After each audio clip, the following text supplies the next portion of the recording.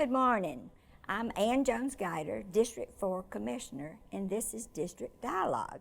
And we just welcome you, and we've got a very interesting program this morning. From time to time, I like to emphasize some of the businesses that's located in District 4, and that's what we're doing today. Last month, I did King of Pops, which is they're becoming global. And then today, we have West Georgia Cornhole. Now, we have Ben Horton here, who is operations manager, but you don't own the company. If you would, tell us about Brandon Greba, okay? Yeah, absolutely. So Brandon started the company a good while ago, and he started it out in his garage, just doing it for friends and family, and eventually started doing more and more for other people. As time went on, opened up an Etsy shop and continued to develop and grow, and got so busy to the point where he had to leave his corporate job to actually do this full time if he wanted to keep up with the orders. And Brandon, he's always had the desire to have his own business and grow a company, to create jobs and to really just take care of his community and be a part of his community, building a business. And so he eventually had to move out of his garage and move into a section of a warehouse, and so that's how he started the company. His wife was probably happy about that too. Yeah, get this operation out of the garage and get something going. Yeah. When was that? Let's see. How long ago? That was in, I would say, sometime around 2013, 14. I Googled y'all, Yeah. and it said 2012, but give or take a couple of months or whatever. So he started out in his garage. Now, could you give us a little history about cornhole games? Yeah, okay. Absolutely. So, I mean, most people are familiar with cornhole. Mm-hmm. It's becoming very popular. Right, but not a lot of people know where it came from. There are a lot of different speculations, and there were a lot of different versions of the game that have come up from different countries and different regions that have all somewhat merged together into one specific set of rules and what we know now as cornhole. But the most popular theory is that it came from a cabinet maker in the UK whose name was Matthias Copperman, and he would make these games for his kids to play with, just throwing these bags full of corn and grain into a hole in a piece of wood.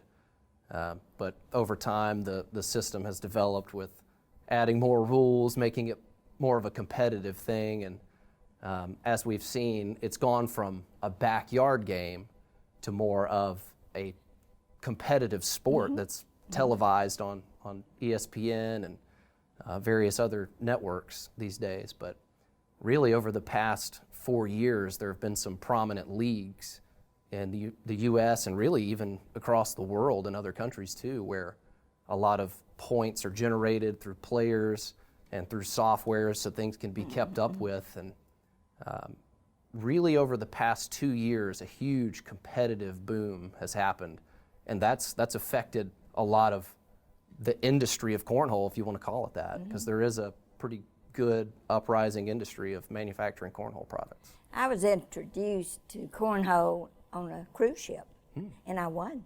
Oh, good. That's a good place to play cornhole. So I won the little competition for that day and won a little medal, you know. Nice. But why is it called cornhole? You mentioned corn a while ago. Right, yeah, so the bags that you toss, those are generally, a long time ago, they were filled with corn. So and obviously you're throwing it into a hole, so it is cornhole. So what are they filled with now? Most of the bags filled now have resin pellets in them, because obviously corn's organic, so over time it's going to break down. It's susceptible to corn weevils, things like that. Yeah. So most of your higher level bags now are filled with resin pellets. Yeah, you see them everywhere now. And I visited the shop down there with Brandon one day, and I was amazed at some of the logos on some of them. One of them I saw said Marco Island. That's below Tampa. Just how far out do y'all reach with your shipments and your business? Oh, wow. We have shipped, I mean, of course, we ship everywhere in the U.S., but we have shipped a lot of places throughout the world. To Italy, Spain, the U.K., Sweden. I mean, we've shipped it to a lot of different places, and people are eager and willing to pay the shipping costs to get it to them. So it's definitely a huge game in the U.S., but it's also international as well. And I did see a logo with some kind of a tournament or something like that on there. So there is an organization, it's kind of like disc golf, it's caught on too, and it's become a tournament game. And we're hoping we can get some people to have a tournament here in Douglas County with our disc golf courses and everything.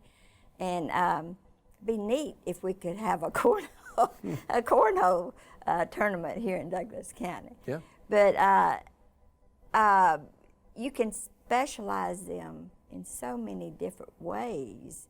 Could you just go over some of the ways that you specialize? Yeah, absolutely. So, now they're built to a certain right, yeah, they're built to a certain spec. Yeah, okay, thank you. I couldn't. Yep. Yeah, so when the game really started becoming more popular, a lot of people were looking at the simple game and seeing this game is essentially a portable billboard. Yeah. I can put a company's logo on it, put any design that I want on top of this board, and everybody can see it. And so, there's that call to have custom graphics all over these things, and that's where we have really specialized, is customizing these cornhole boards with the graphics, but then also with a lot of the different styles of builds that can happen involved with those. So we have all kinds of upgrades people can put on them, like LED lights around the holes, and you can put speakers in them, have a built-in scoreboard. Kind of like night golf, Yeah, but I mean, the sky is the limit with graphics. We use UV printing technology, so we're actually printing directly onto the surface. I actually witnessed that when I went down there to visit, and it was just amazing how that little machine just it still blows my mind every time I sit there and watch it, just putting ink right down onto the surface of the wood, and it's immediately cured and dry, so you can take it off and touch it, and it's ready to the go. guy that was demonstrating it to me, he actually touched it right after the ink had been put on there, and he didn't smear anything. Yeah. But Chamber of Commerce's, don't they have they have cornhole tournaments here in Douglas County? They do, but so they can specialize. They can put their logo, no matter where they're located. They can put their logo on their boards, and that's, like you say, it's advertising. Also, cities. I saw, the Marco Island. Yep. And someone mentioned to me that they've been to weddings. Oh yes, that's a huge chunk of the market. And kind of talk about that. What do the people usually do for a wedding cornhole? Yeah, I mean, a lot of people, they want to have something that's memorable for their wedding, and so they'll have their family name, the date that they got married on, to celebrate that in the future, and just have a really nice looking design printed that matches their color scheme of their wedding or whatever they want. A lot of people even use it as, signing mats for their wedding. So they'll have people write their name on it, and then they'll hang them up and display them later on. It's a really neat concept. What do they ever have, like the groom on one board and the bride? A lot of times they'll have the groom's board and the bride's board. So you can actually take a picture and put it on a board? We sure can, yeah. What is that called, like a wrap? A long time ago, we used to use actual vinyl wraps. So we would print out a sticker, put the sticker on it, but now with the UV printing, it's just printing right onto the surface of it, so you can have anything you want. You can put your picture on there, you can put your initials. You can just have a simple design, Put whatever your you want. dog's picture on them. Yeah, we do a lot of that. Yep, a lot of dogs, a lot of cats. What's the most unusual thing you've wow. seen as far as someone wanting to be screened on their board? Yeah, we've seen a lot of unusual things, but I would say some of the more unusual ones, some of the pets, the odd pets like hamsters and bunnies and things like that. We had one time where someone wanted their rabbit with a disco ball printed on it, so they called it the Funky Bunny. Oh my goodness. Yeah. I've never been to a wedding where they had a cornhole toss game. I did go down to King of Pops last weekend when they opened up their farm here in South District 4 and down on Post Road, and they had a cornhole board there. Now theirs was very flimsy. I have one that is very flimsy. In fact, the first time I used it, the leg fell off of it. Oh no. Now y'all don't do anything like that. We don't, no. Yeah, so we pride ourselves in having the highest quality ones out there. We've got several different styles of ways that we actually construct the boards and put them together.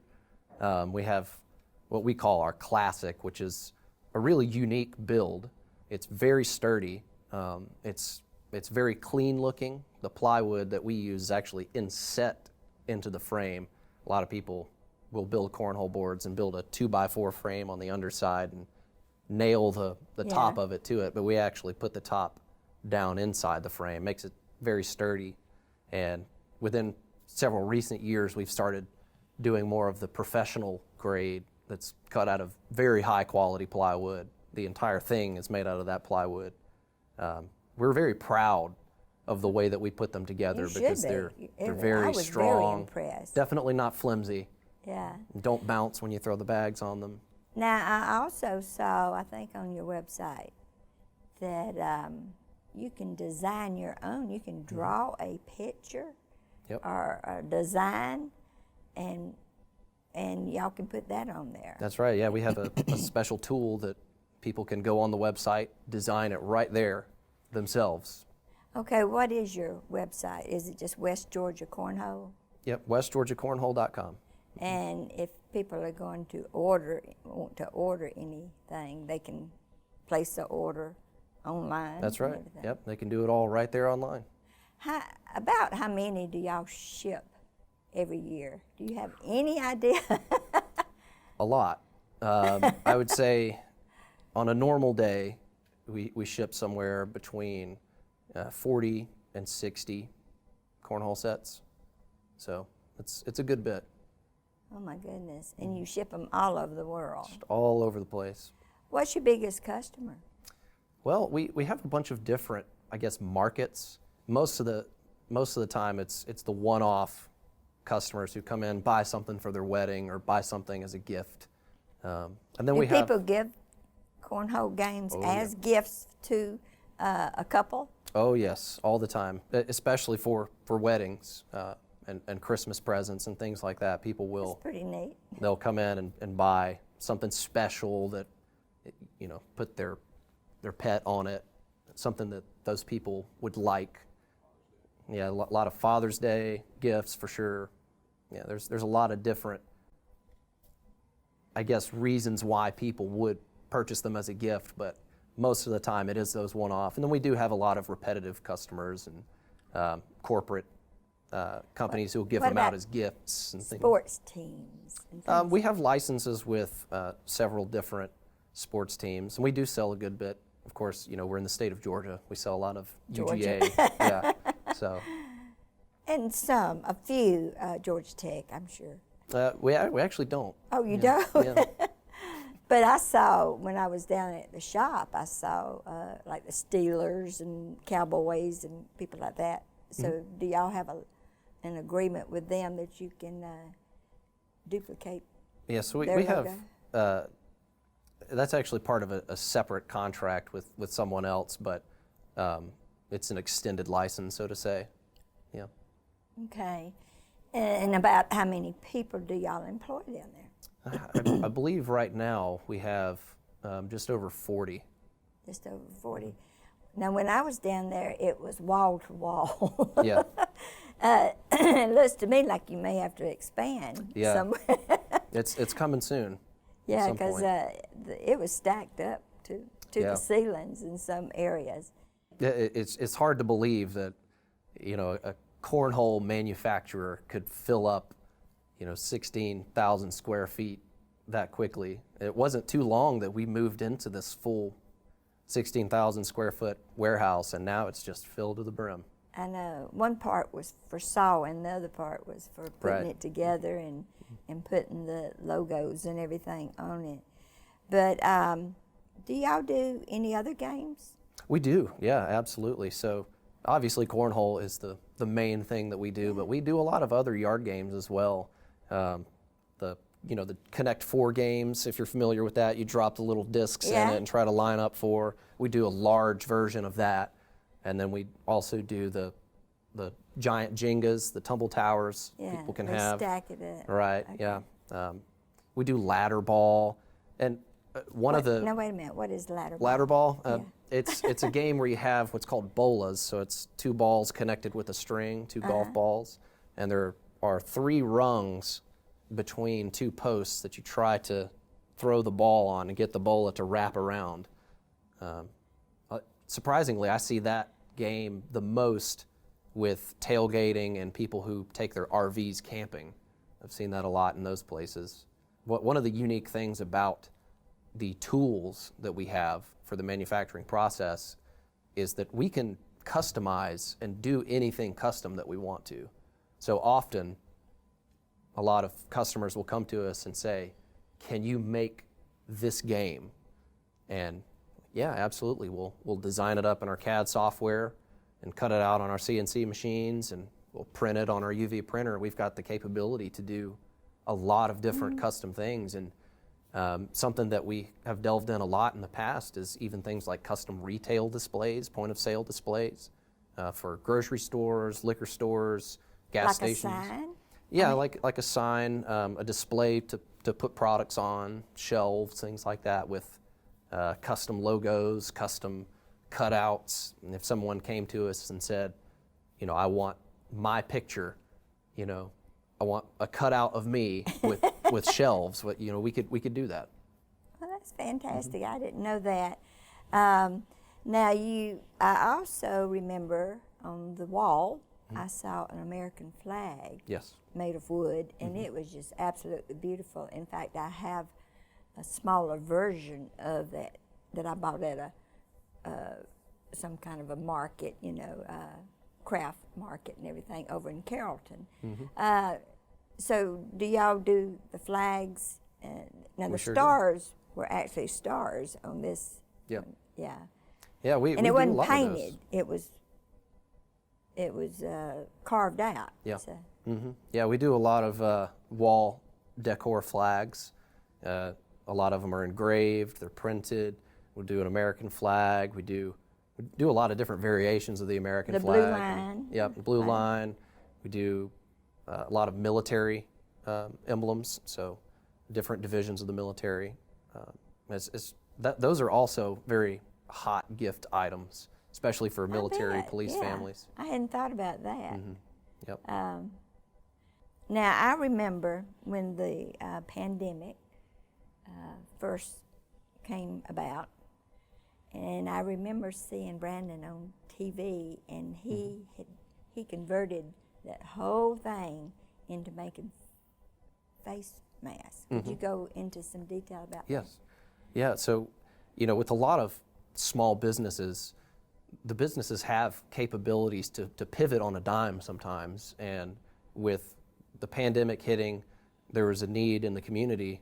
A local company knew that we had the manufacturing resources that we had and asked us, can you partner with us to make these face shields? And we had the capability, we had the time, we had the space, so we said, absolutely, yeah, we can do that. So you made it for another company? Is that what you said? Right, yeah, it was in partnership with another local company here. Okay, and what did they do with the face mask? Did they give them to the hospitals or the? Yeah, they essentially distributed those face masks. Yeah. Yeah, we cut the plastic out on our CO2 laser. We actually had a special process where we had molds where we would mold the mounting bracket of the face shields, so it was an interchangeable, so the actual face shield part of it was removable, and the mount, they could keep it and wash it and reuse it, so they could peel off the face shield and put another one back on. So how long did y'all do that? Y'all had to stop your other operation in order to do that, did you not? Not quite, no. We Okay. actually didn't have to. Those tools, we freed up the time on those to be able to do that. And I believe we did it from probably sometime in March up until not too long ago, really. Yeah. Oh my goodness, okay. Are there any other products that you have that you'd like to talk about? Yeah, we have some other knick-knack products that are interesting. We've done a lot of wall decor kind of products that are geared around gifts and other things like that, but we have these wine racks so you can put your wine bottles in them, hang your glasses up, and have those customized with your family name or a monogram or something. And we've sold a good bit of those. We sell a lot of what we call our nightstands. It's essentially a thing you can put on your nightstand, put your phone on it, charge it, put your watches on it, and put your wallet and loose change, things like that. Those make for neat little gifts. But we do a lot of those small gift things as well, that a lot of times when people come to our website to buy cornhole boards, they start to look around and see, man, this is a good one-stop shop for Christmas presents, Father's Day presents. And guess what's coming up? Yeah. Christmas. Yeah, Christmas is coming So up. that would be a good time for the public to look at your website for unique gifts Oh, and yeah. everything. And all of these are affordable. Yeah, Okay, all right. sure. I appreciate you being here today. I hope that this brings some business your way and everything. But I was very impressed, but I did think right off the bat, boy, he's going to have to move. Because he has run out of space here, and the parking lot was just packed. I just happened to pull in about the time somebody else was pulling out. Yeah. But it's good to know that such a lucrative business is located right here in Douglas County. That's right. In District 4. God's country, I call it. That's right. District 4. So, Ben, thank you so much for being here. Absolutely. But I appreciate you being here, and I appreciate the citizens of Douglas County tuning in to District Dialogue right here. And with that, God bless.